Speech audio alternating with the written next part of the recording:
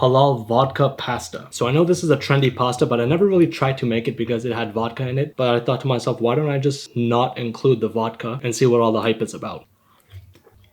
I forgot who made it or who made it popular. I think it was Ariana Grande or some pop star, but if that's the only reason why it's hyped, then it's almost like a regular pasta. You mix the red sauce with the white sauce, you get pink sauce. It's kind of like that, unless maybe the vodka really does add a unique flavor, which I don't know how much better that can actually make the dish. But if you want to try this yourself and see if it's really worth the hype, in a pan, let's add some onions, garlic, red chilies, and oregano. And then you want to cook down a whole bunch of tomato paste and add some black pepper. And at this time, you would deglaze with the vodka and then add in your heavy cream, but I'm just gonna skip the vodka and add in the heavy cream. I'll also add a bit of basil and a whole bunch of Parmesan cheese and cook this down until it gets kind of thick. Then you want to cook your rigatoni pasta in salted boiling water and then add this along with a bit of the pasta water to the sauce and some cold butter. Give this a mix, plate, garnish it with a bit more Parmesan cheese and a basil, and that's it. If I had to rate this, I'm gonna give this a 8.4 out of 10. It's good, but you know what would be better if you added some nice anchovies in here or at least some sort of meat component into it, because I don't know, for me, pasta without meat, it's good, but it's just like I need that protein. It's just all carbs, which, man, I just feel like it's missing something.